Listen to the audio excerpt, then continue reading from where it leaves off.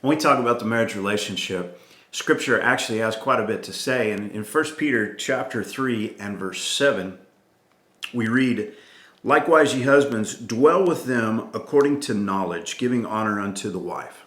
So a man ought to study his wife. He ought to try to learn more and more about her, because men and women are different. We are made differently physically. We are built differently internally.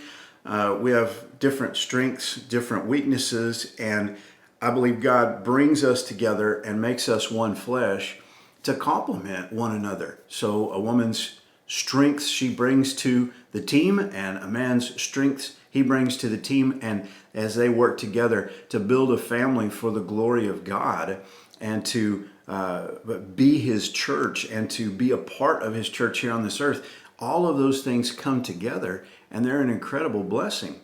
And so he says that we need to give honor unto the wife, okay? And then he uses an illustration that for some reason a lot of people don't understand, but it makes perfect sense if you take a look at it closely. He says, "Giving honor unto the wife as unto the weaker vessel, and as being heirs together of the grace of life, that your prayers be not hindered." So we got to remember that if a man's out of sorts with his wife, his prayer life is messed up. So this is a big deal. It's a very important deal. The thing that bothers a lot of people is the business of a weaker vessel, okay? And let's think about this idea of a vessel. In 2 Timothy chapter 2, verse 20, it says, "But in a great house there are not only vessels of gold and of silver, but also of wood and of earth, some to honor and some to dishonor."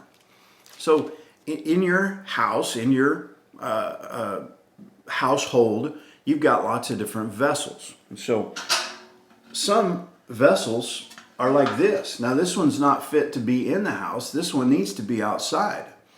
But this one's pretty tough. This one is, I can dent it up. I can throw it. I can, if it gets kicked by the cow while I'm trying to put some milk in it and gets a dent in it, it's still going to work. It's still going to function.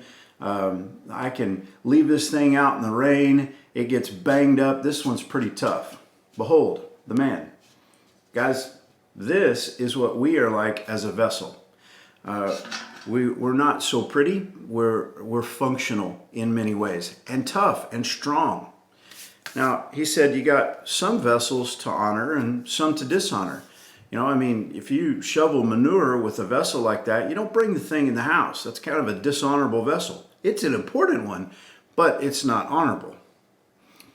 Behold, the wife. A much more honorable vessel. This one gets front place. This one gets seated right there on the dinner table.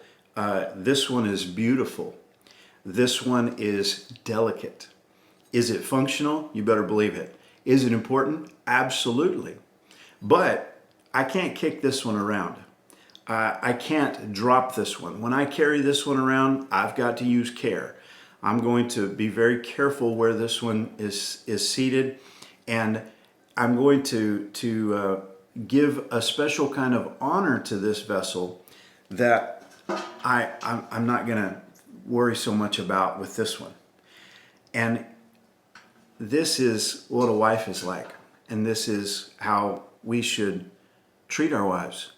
And we should study to try to understand, to live with our wives in understanding, he says, because we are heirs together of the grace of life. A man and his wife are saved in exactly the same way, by trusting in Jesus Christ, by putting their faith in him. And we receive the grace of God, and we work through this life and walk through this life together. But we're in our differences, we need to celebrate those things, and we need to treat each other with honor, with respect, and understand that it's our differences that are important, and that will produce a lasting, loving marriage for the glory of God. God bless you. Have a great day.